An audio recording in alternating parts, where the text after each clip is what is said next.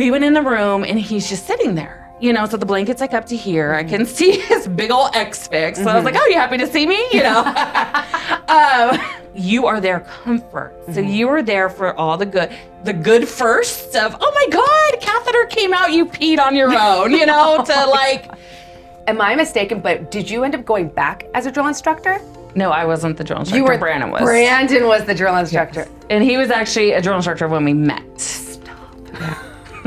So he was like hard charging. Yeah, he sat. Yes. Was it not intimidating? It was kind of hot, you know?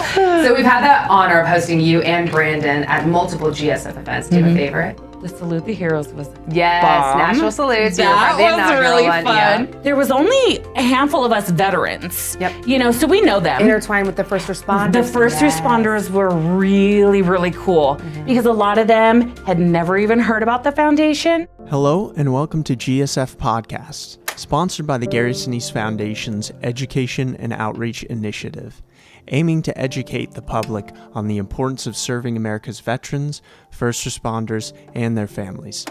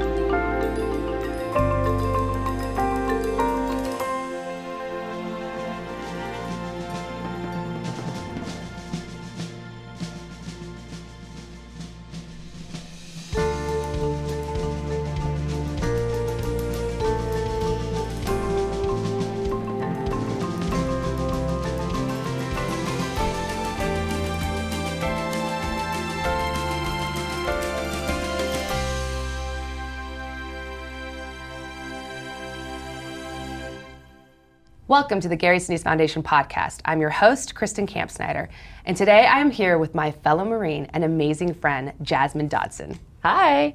Jasmine met the love of her life, Brandon Dodson, while both were serving in the United States Marine Corps.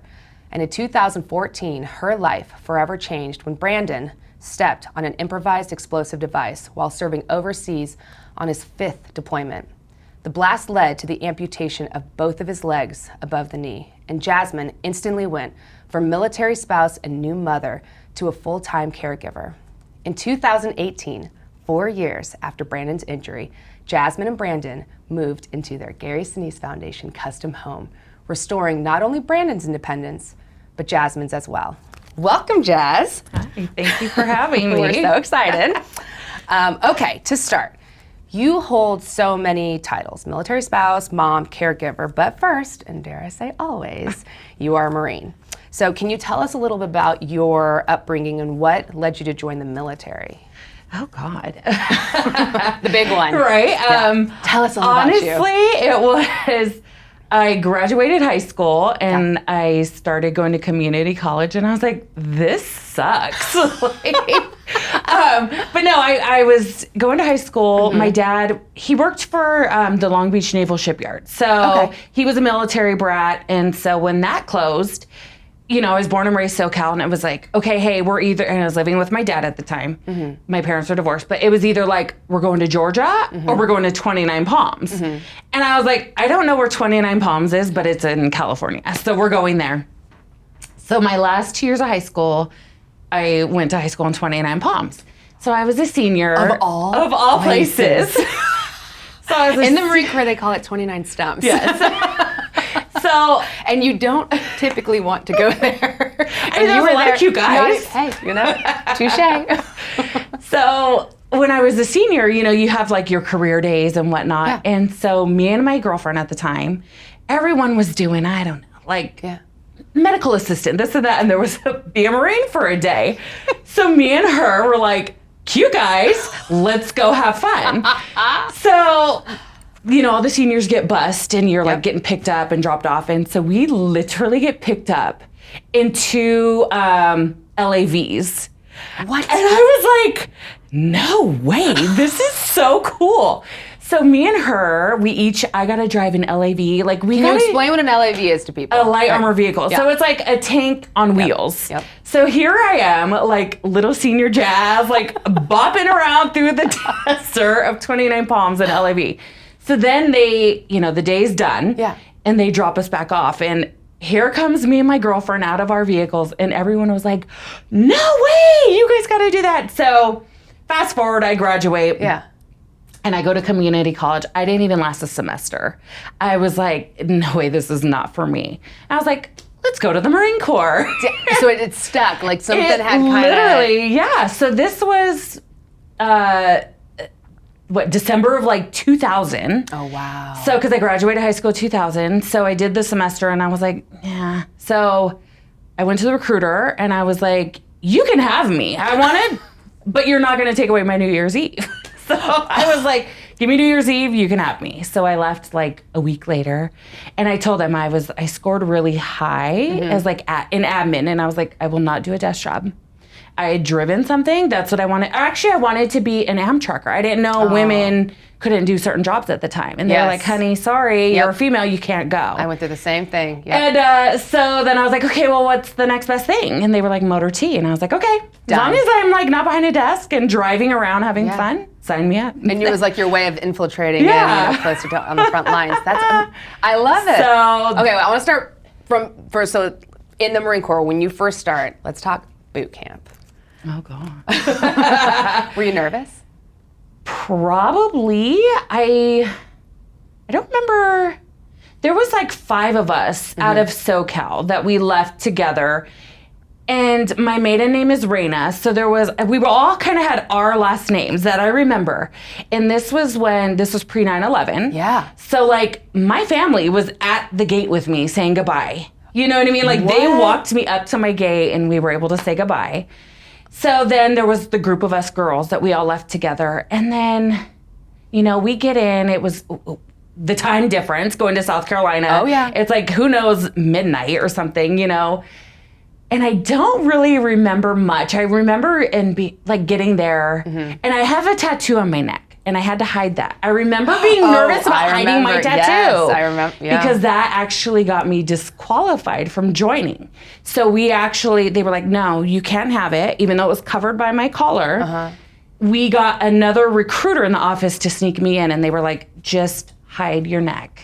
So I thought I was going to be kicked out because of this big tattoo on my neck. That's your main focus is like, do not look. That I remember being afraid about. Yeah.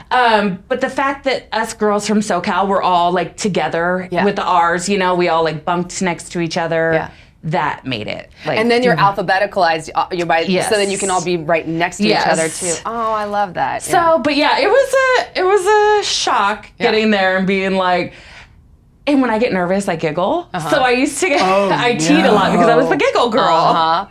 Anything that would happen, and even especially, and you're constantly in shock and scared. Or I have attitude, and I show my eye rolls a lot. So yes, I was either giggling or eye rolling. You made sure they saw? No, I can't hide it. It's just there. I remember when you'd be screaming like "I'm am" or something. Sometimes you'd just be like. Throw a curse word out there because you're just so mad. No, you're like, this is so stupid. I'm tired of repeating the same thing over and over. Like, let's move on. Let's talk about that. So, wait, am I mistaken? But did you end up going back as a drill instructor? No, I wasn't the drill instructor. Brandon was. Brandon was the drill instructor. And he was actually a drill instructor when we met. Stop. Yeah. So he was like hard charging. Yeah, he's. Yes. Was it not intimidating? It was kind of hot, like he had a shaved head, his big blue eyes. You'll see when you talk to him. But he rolled up on a Harley, and I was in with his raspy voice, and I was like, oh yeah, this guy's hot. Check, please. So yeah, the big blue eyes and the Harley and the deep, scratchy, like drill instructor voice totally like sealed the deal. Oh my. Well, I mean, okay, so when did you meet? New Year's Eve. I guess 2009. So for math, because I'm not good with math, I say January 1, 2010. Okay. But it was New Year's Eve. I was with a girlfriend of mine at the time, and his plans fell through, and so he showed up. We always say we met the old-fashioned way at a bar. Normal, yes. At Oceanside at the Haunted Head. So, yeah. And then 10 months later, we were married. 10 months. 10 months later. Were you, when he explained that, did you notice that he was a Marine? Like when you first saw him, did you know? Well, yeah, I already knew he was a drill instructor because my friend was dating a guy he worked with and was a drill instructor. Okay. So I was like, yeah, cool. It impresses me, but not that much. Well, then it's funny, we joke because we were in Oceanside, so we were already, drinks were flowing, and some little dork was like, hey, I don't know, like he did dress up as like Renaissance, was wearing like a fedora and like a coat, and I was like, okay, boo, like get out of here, you know, like I was a Marine, so like that didn't work for me. I was like, okay, like you're a Marine, big deal. You know? No, I know that. Speaking of that, we have so much in common. But one of the many things is that we're both married to Marines. Your man's a Marine too? Yes, I didn't know that. We're gluttons for punishment. Right?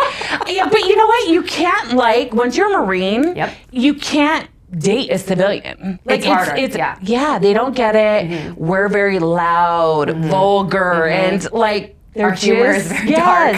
Very dark. And I've tried a few, and I'm just like, no, you're too weak for me. Yeah. I need alpha, you know? Yeah. No, I noticed with Michael too it's actually his family who ended up bringing this up, was that he communicates better with me. Like he can just communicate, and I think one of the things is that he doesn't have to explain it all, you know, and he doesn't have to go into the whole diatribe of like, well, this is what I mean by what I'm saying. It's like, no, we get it. We don't do feelings.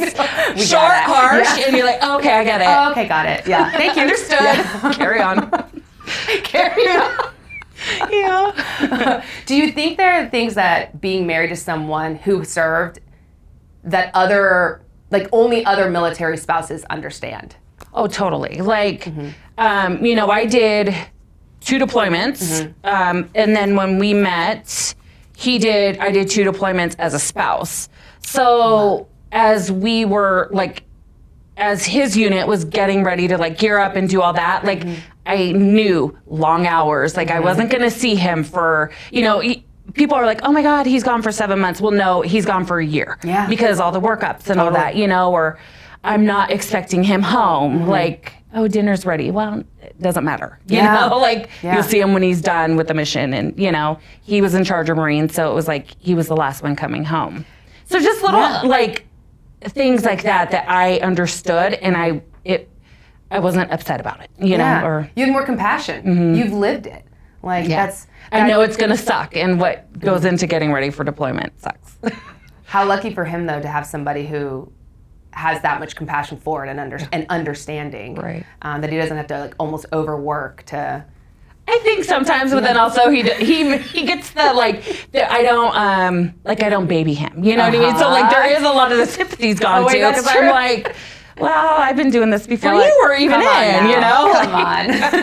So, but I get it, but also that little sympathy's gone too. Yeah. He could probably use some babying, but I'm like, nah, it's not me.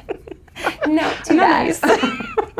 So your son, Indy, was only months old, correct? He was a year and a half. He was a year and a half. When Brandon got injured, on his 5th deployment. Yes. Can you take us through when you found out? Yeah, it was, so Brandon was on the tail end of the deployment. So he would have been home in 2 weeks. So crazy thing is I was coming down here, or not here, I'm in Tennessee, not in San Diego. I'm in my mind, I'm in 29 Palms reliving this. But I was going to visit my family down in SoCal, so it was probably 2-hour drive. But I was at the very tail end of the deployment, things change. There isn't a definite date of when they're coming home. So I was really distracting myself of okay, let's just get this over with, you know? Mm-hmm. So I was driving down to with Indy and go and see my family. And so he called me, and it was so weird. Our conversations were always just hey, he would talk to Indy and okay, love you, bye, talk to you soon.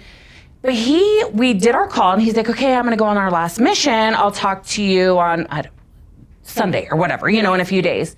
And he was like, don't let Indy forget about me. And I was like, that's really weird. You know, okay, like I was distracted, but I remember that, you know? And so that was a Friday. And then I was staying with my dad and aunt, and I knew the process of like, they prepare you. So like as a spouse, the units prepare you of like if there's a killed in action or like a wounded in action, like the steps that the military is going to take to notify you. So, okay, so I turned my phone off. I'm not going to talk to this guy, Brandon, for like 2 days. Some guy. Your husband, I don't know, father of a child. So I knew I wasn't going to talk to him for a few days. So like I was going to sleep and I turned my phone on mute. And so Indy starts waking up on Saturday morning. And like I said, he was 1.5. So I was like early, 5, 6 in the morning. And I was like, dude, I'm not ready to wake up. So I went to give him my phone that had Mickey Mouse on there. And I see all these missed calls from like an East Coast number. And it was like the same number. And I was just like, I kind of just had the gut feeling. You know, I didn't listen to the voicemails or anything, but I just remembered. So I like pick up and I listened to the first voicemail and it was like, First Sergeant so-and-so. I don't even remember what it said, but it was along the lines of like, your husband's been wounded, this and that. And I don't remember, but my aunt was right there and she was like, said I screamed, you know. So they either call me back again or I think I called them back. And I'm like shaking. I was like, this is Jasmine Dodson. And then they explain to you like what happens, you know, like, okay, he stepped on an IED and it's very vague in the beginning. You know, I knew they were like, okay, I want to even say maybe they just said he was missing one leg and the other was damaged, but I think that one leg was still on by like a thread, you know? So I don't even know if that one was fully blown off at the time. So, you know, and then they were like, okay, and then anesophilostomy. I'm like, what the hell is that? You know? Yeah. So then he was like, okay, we're going to stay on the phone with you until you're ready to hang up. Ask us any questions, you know, but they can only go off of like that first little report that they get. So like I said, I was there with my family and that time is a blur because I just was like, wait, what? Tell me again. I remember just like making them repeat it over and over. And then they were like, you know, we're going to call his parents. We're going to notify his parents. Like, please, you know, don't call them. We're going to call them right now. And so then I called my mom and then the chain went out, you know, and so that time was a blur. You know, it was just like shock. Yeah. Oh yeah. You know, I was just like, wait, what? Like, what? It's like you're so having them repeat it and repeat it. Yeah. Like, it's not sinking and you're like, wait, what? Like, I'm like, wait, what? So then was then transferred to Walter Reed? Yeah, so it took him 5 days. Wow. I got the initial call and, you know, the time changed. So I don't know at that point how long he had been injured, you know, but he was in Afghanistan for at least 24 to 48 hours, I think. Wow. And so I would get an updated call, like if he moved, then I would get a call with like an updated, you know, of his situation. Because then he would move to like a different hospital. Then they'd have to like take all the Band-Aids off and reassess him and do clean outs. And then usually I would get a call.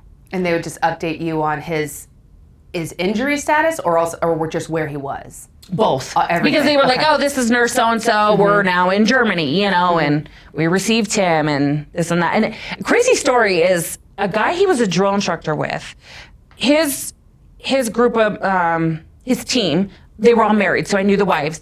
Well, one of the wives had a friend that was a corpsman in the Navy, and she was actually in Germany at the time when Brandon was there, gelling. And so she called me, and I didn't know her number. I just saw, like, I think I maybe got a Facebook message, and then she called me, and she's like, hey, I just want you to know, like, I'm here with Brandon, and he's fine. And he was so out of it that, like, he would call and it was like mumbling. And so I was going to ask, when was the first time you heard from him directly? It was probably a few days later because I was at his bedside 5 days. In 5 days from when I got the call. Oh wow! So it was probably a few days later.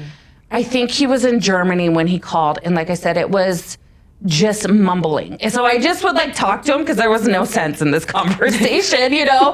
But I would just tell him like about Indy and this and that. And that girl Jellen, she was like, we went on his Facebook and printed out some pictures. So they put some pictures of us and Indy, like, so if he woke up and realized or whatever, you know, he would see us. Aww. So that was really special, you know, that they make sure that they're comfortable because they're so, like, he was yelling at people that weren't even in the room. They're so high on drugs, you know? I was like, that'd be really scary, like not knowing where you're at in the pain and, you know, just not knowing what's going on. So then so you saw him 5 days later. So what was that like? That was really weird. Like the emotions of everything. When I got the call, you know, I was very shocked, you know, like didn't understand. But then I was like, okay, when am I going to see him? And like I said, I haven't seen him in like 7 months up to this point, you know?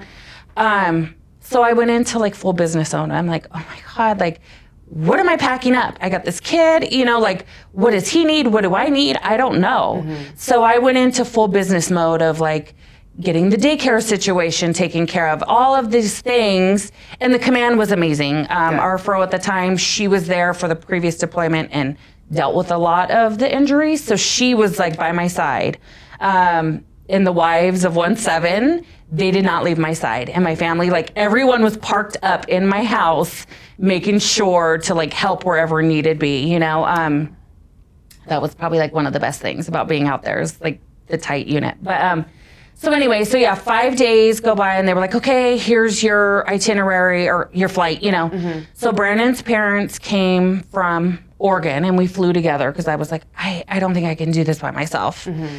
So we fly together and it was really bizarre. Like on the plane, I know I'm going to Walter Reed. I know I'm going to see Brandon. I'm like giddy.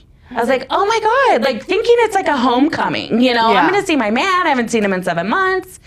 And poor dad is like, I'm with Brandon's mom and Indy. I'm happy. I'm going to see Brandon. Poor Mike's over there, like just in it. Like he's going through the emotions, but I just don't think it's sunk in for me, you know? So we get to the hospital and they were like, okay, like Brandon just arrived, but he's in the big ambulance. They have to move him, reassess him. So you'll see him in the ICU, but just give us our space. Like we have to do the medical things. Like don't rush in there and like clog the room, you know? So like beelining the nurses. Just wait in the waiting room. So we are in the waiting room, and actually Brandon's best friend and his wife drove up from Florida to meet us there, his brother from another mother. And so they were like, okay, you know, you can go in and see him now. And I froze. And I think everything finally hit me, and I like physically could not move. I lost my shit. I just started crying, and I was so afraid of what I was gonna see. And I don't know if it was, I want to say it was Lisa that went in the room with me or his mom. Maybe they had Indy. So I want to say it was Lisa. Like, this is kind of a blur, you know, when you think about it. But we went in the room and he's just sitting there, you know, so the blanket's like up to here. I can see his big old X-Fix. So I was like, oh, you happy to see me? You know? But no, so we go in there and he's totally normal from like here up, a little bit swollen from all the fluids, you know, and he's kind of just groggy. And I'll never forget. And I was just like, oh, he's okay. Like, he looks normal. He's not banged up or nothing. And then he kind of comes to and he's like, have you seen yet? And like whips the blanket open.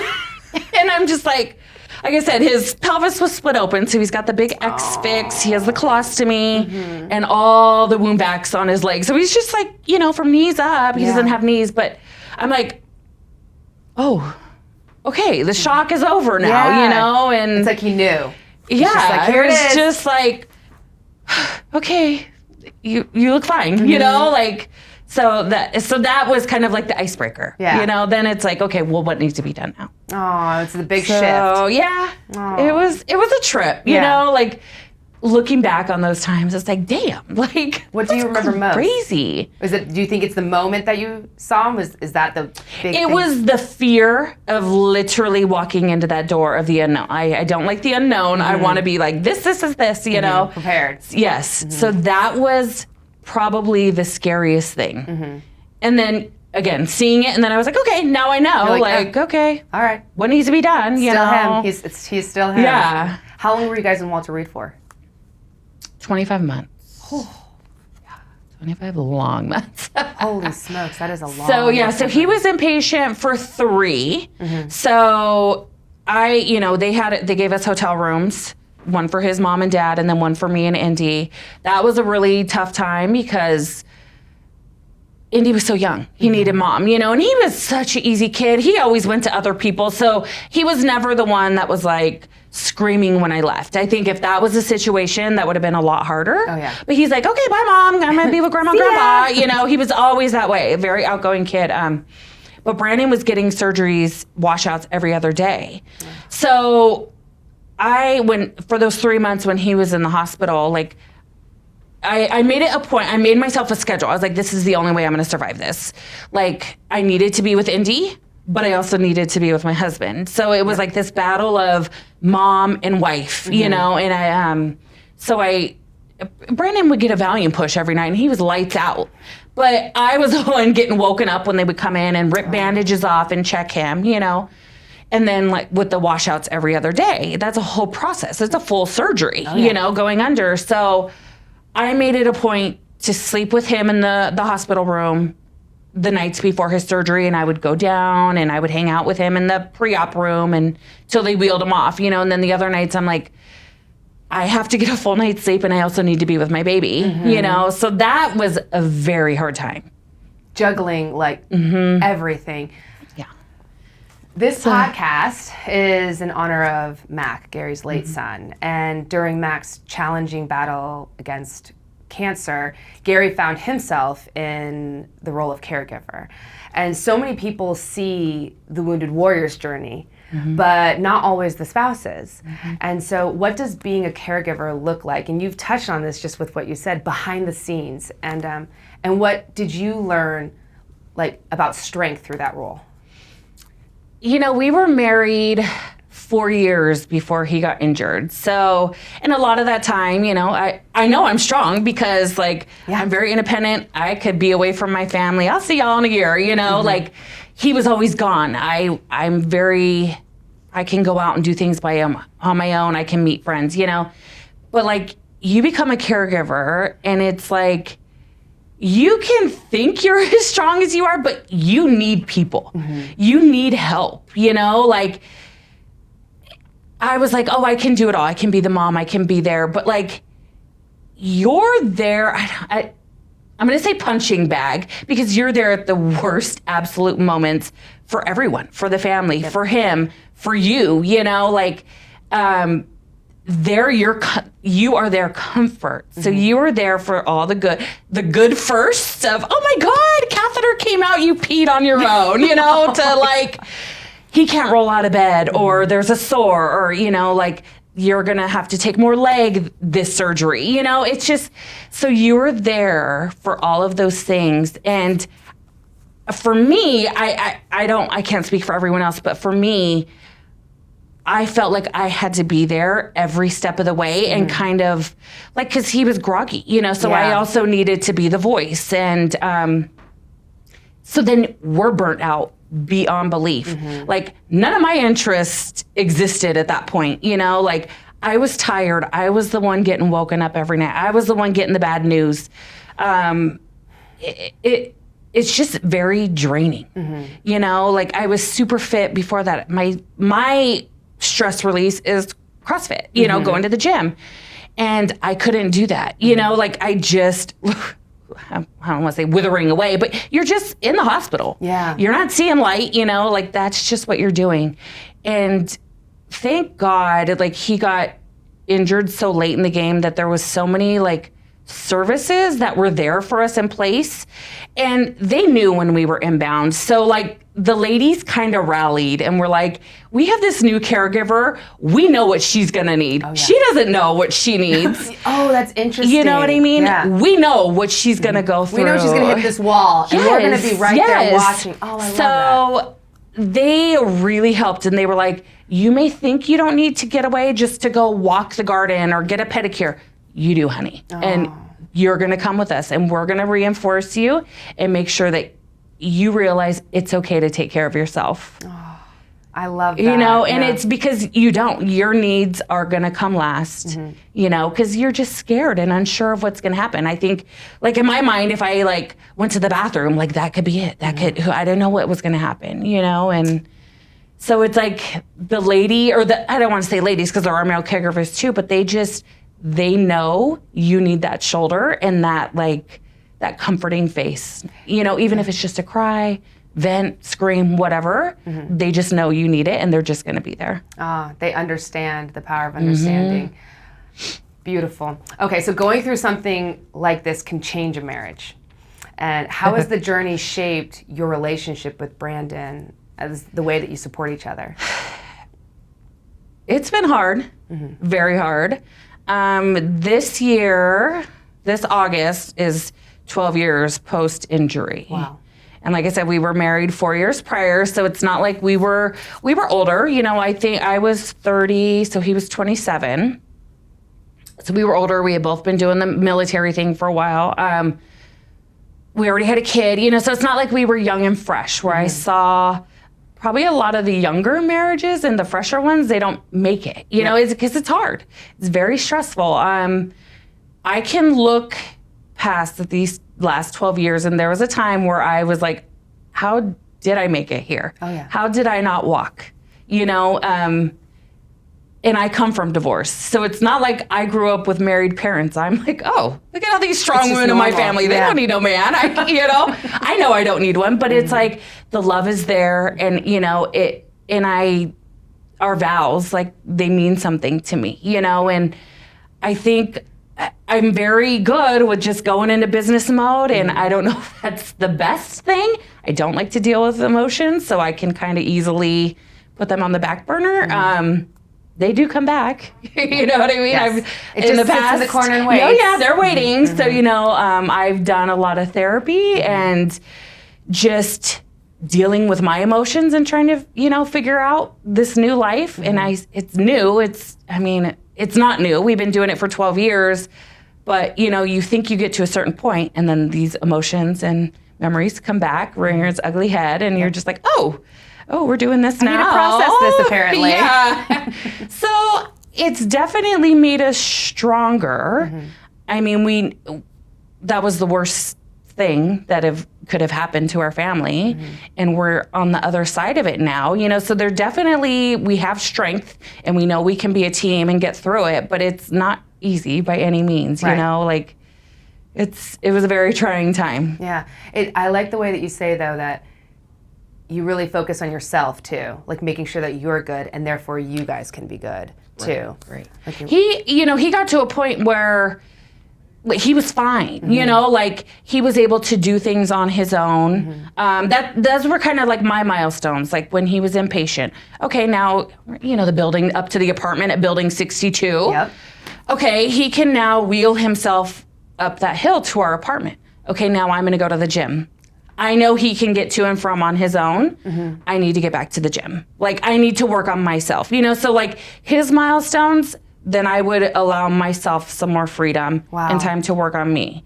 And so when he retired and we got our house and we moved in, okay, now he can be with Indy. You know, like, him and Indy can do things. He can bathe Indy now. Okay, what do I need? You know, so once I realized, like, he was in an okay place where he could, like, take care of things and take care of himself, okay, well, now it's my turn. You know, in this past 2 years, I really have focused on my mental health and what's right for me. I was like, Indy's now 13. You know, he don't want nothing to do with us anyway, you know? He's just, you know, doing his own thing now. So it's like, okay, well, now I'm going to focus on my healing. Yes. So now I'm kind of like in my jazz era, you know, like my healing era. So I love it. I love it. So speaking of that, I love the way that you describe his empowerment, like, also empowered you. And so what did it mean to you to hear that you were getting a Gary Sinise Foundation home? Oh my God. It was crazy because, you know, like, we went from base housing, our whole marriage, you know, to him getting injured. So, like, the tiny little hospital room where it was like, Indy, don't touch anything, to the apartment in building 62, which, yes, was accessible. He could get around, but like, and he was a toddler. So like, he learned like, oh, if I come over here, Dad can't get me, you know, because like I can hide in this little corner or whatever. And then we went into the base housing while our home was being built, which was ADA, but it wasn't. There was like brand new carpet, you know, the shower head was like mounted on the wall. I'm like, we had to take the door off of the master bath so he could like pull his wheelchair up to the toilet, but he couldn't shower in there. So like the shower he could use was like, because the active duty member isn't going to be the one injured. Right. It's going to be a family member who has, you know, is in a wheelchair or whatnot. So the shower that he could use was in the hallway. So like if we had guests over, which Brandon doesn't care, but you know, like he's showering with, you know, people in the living room or whatever, you know? So anyways, when we get a like fully customized home and all the process, I loved it. Like designing it, it was so fun. But it was like our MLA, the builders, they sat down and, you know, they had done what, 6 homes before us or something. Yep. So they knew the questions to ask because they were like, oh, do you want this, that? We're like, I don't know. We don't know what that is, you know? So they would show us. And so Brandon really got to design what worked for him. And then I also got input of like, Brandon doesn't cook. So they were like, oh, we'll put countertops low for him. I was like, he doesn't cook. I'm not breaking my back, you know? So it was like, it was a team, you know, we got to do it together. But it was just allowing him the freedom to do things for himself, for us as a family. So that gave me freedom to be able to go and do things that I needed to do and not have to be around 24/7. Yeah. I mean, it's the name of the program. It restores independence and supports empowerment. But not only for the wounded hero, but for the family. And I always say it makes me lazy because I'll be like in bed, blinds. Whereas before, you know, we actually got a gag gift, I think from one of his brothers when we were in the building 62, the apartment. They gave us the clapper. And I was like, dude, this thing's bomb. Because we get in bed, guess what? The light's not on. Who's turning it off? Me. Yep, every time. You know? So it's like, now I'll be like, oh, hell yeah. Turn the light off. You know, it's amazing. Yeah, it creates a little bit more balance. Right. Which I think. So tell us a little bit about life now. You know, Indy's in school. He's a teenager now, so. I cannot believe that. Like, I know, when you guys met him, he was like a baby. Yes. When we joke, we moved into our house in 2018. He was he was 5. Couldn't even see over the island. No. And now he's like, oh, and he can reach over the island. He's as tall as I am. Crazy. So yeah, we're doing good, you know, like he's doing soccer, me and Brandon, we're living the retired life. Yes. So we work out every day. We take Indy to school, and then I stalk you guys on Instagram, and I'm constantly watching your CrossFit videos while I'm eating like my cereal in the morning. I'm like, man, I should probably work out today. Like, right? And he's in prosthetics, like deadlifting like hundreds of pounds. And you're just more than me, and you're I'm like, lifting crazy amounts, and I'm like, wow. So that is our stress relief. It's the community. Yeah. No one was weird when he went in there. Like everyone, you know, a lot of people are like, ooh, look at this like wounded guy. Like, oh, I could get my handicap certs or whatever. No, everyone's like, look at you, badass. And they like empower him to do it too. Yeah. But you know, the CrossFit community is, especially our gym. Like I've been to a bunch of other gyms, but ours is just so welcoming. It's very family friendly. It is a big family, you know, and so they're pushing us. And so that's our outlet, you know, and we travel a lot, you know, we are like, here's my thing. I realize probably sooner than later, you know, I'm about to be 44, Brandon's about to be 41, but like, he's going to age faster than most people. You know, he is strong, independent now. We love to travel. Like, we don't do gifts. Our like love language is going and exploring, you know? So probably sooner than later, it's not going to be easy as it is now. And so I'm like, dude, let's go. So we are like, that's why I say when we're living the retired life, yes, a shitty situation happened to us, but like we're on the other end, you know, or on the other side where like now we can see the positives. It's not just of like, oh, it was a bad day. You know, like it doesn't have like the residual pain, I guess, effects, like keeping you guys back and holding you back from life.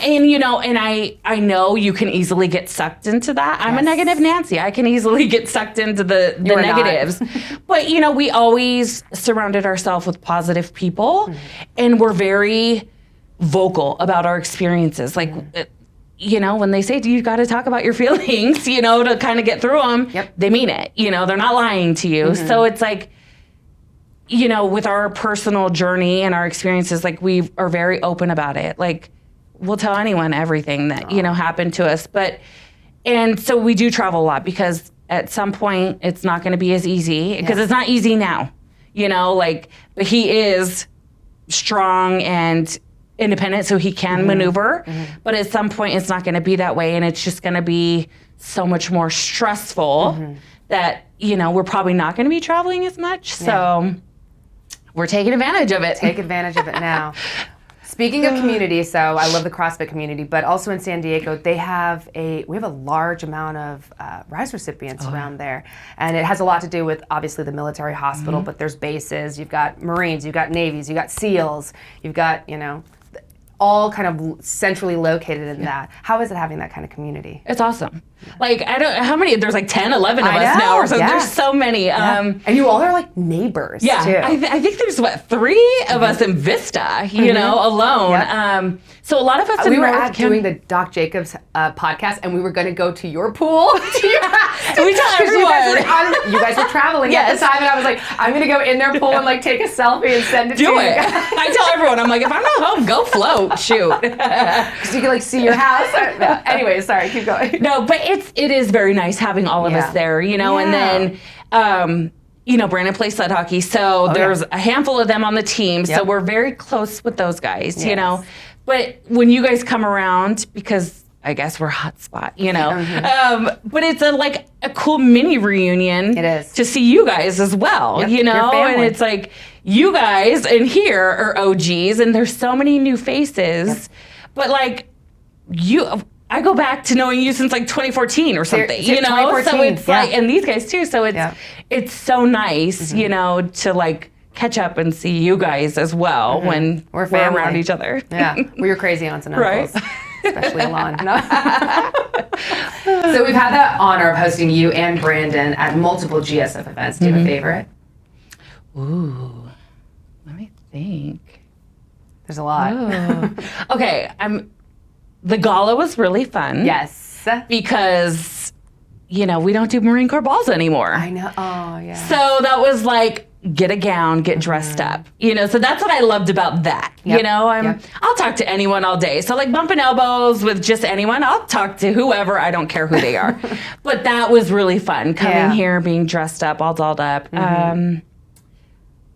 The Salute the Heroes was bomb. National salutes. That was really fun. Yeah. So we got our car, and so we drove around like downtown last night, and we're driving. I was like, oh look, there's this, the Country Music Hall of Fame and all this kind of stuff. So we're remembering little landmarks, and this was just this past summer, so it's still fresh in our minds. But like, we went back to those times, and the good memories. And that one was really cool too, because there was only a handful of us veterans, so we know them. Intertwined with the first responders. The first responders were really, really cool, because a lot of them had never even heard about the foundation. So that was probably my favorite part of that, was being like, they looked at the wounded guys and they were like, no, we don't deserve this. And we're like, for real? Yeah. Like, come on. So like, getting to talk to them and hearing their crazy stories of what they deal in and day out. Like, our stuff is like,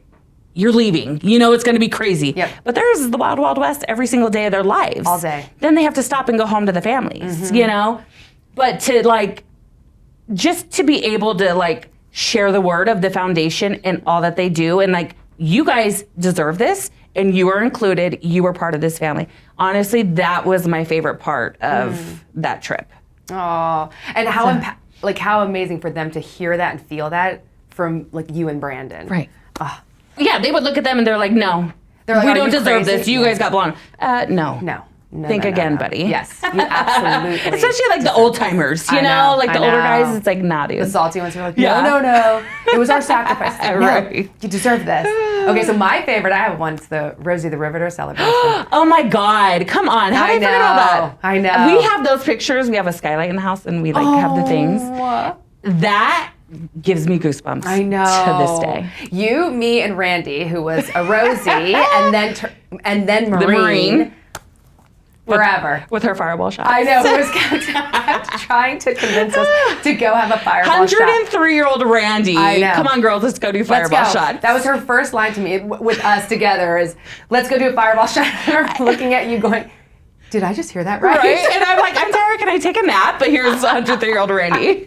I'm like, I don't remember the last time I've had a shot. let alone hear a 103-year-old just be like, let's go to the bar. Those ladies I know. were on fire. I know. And they are so sharp. They all stood up and they all had their red polka dots on. Everything. They were so bad. Powerful. Absolutely powerful. We stand on their shoulders and like, wow. And I would just thank them. And I'm like, because of you paving the way, I was able to have this path. Of my life that I went to, you know, all of us. All of us. But especially us going to the service, you know, it's because of you guys. Oh yeah. We were able to. And their stories are just remarkable. Right? I mean, I just, what a blessing to be able to just be amongst them and to thank them and just being able to do that side by side with you is just, forever core memory. And I was like, please let me come to this one. Please, I begged. I was like, please. I think I heard that too. Jasmine's going. I was like, yes. Good.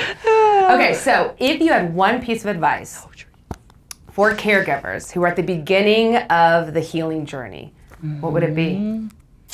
This is a hard one. Like if you could go back and give yourself a piece of advice in the beginnings. Definitely take it easy and be kind to yourself. Not every path is the same. So what works for someone before you may not be what works for you. And you know your family, you know yourself the best. So what works best for you is go with your gut and follow that. You know, people are there to give you advice and it's up to you if you want to take it or not. But, you know, and I don't want to say it gets better because not everyone's story is better, but you will get through it. You are strong and you will figure out a way to get through it. Whatever your happy ending is, you will get there. Well, you are an absolute inspiration, and thank you so much for coming on the podcast, and thank you for being my friend. It's just so important that you shine a light on a group that is often overlooked. So thank you. Well, thank you for having me here. It's been an absolute pleasure. You know, I'm such a spaz in the beginning, and You did perfectly fine. But no, you guys, I'm so comfortable with you guys, and you know, it takes the fear out of doing this, you know. But you did beautifully. It's awesome being here and being able to share my story. And Thank you for hopefully doing it. what other caregivers are going through. Yep. You are an inspiration for all of them. Thank you. As we do with every podcast episode, Mac will close out the show. You've been listening to GSF Podcast, the official podcast of the Gary Sinise Foundation. If you'd like to find out more about what the foundation is up to, or if you'd like to make a donation, please visit GarySiniseFoundation.org. Make sure to tune in next time for more interviews, and thanks for joining us.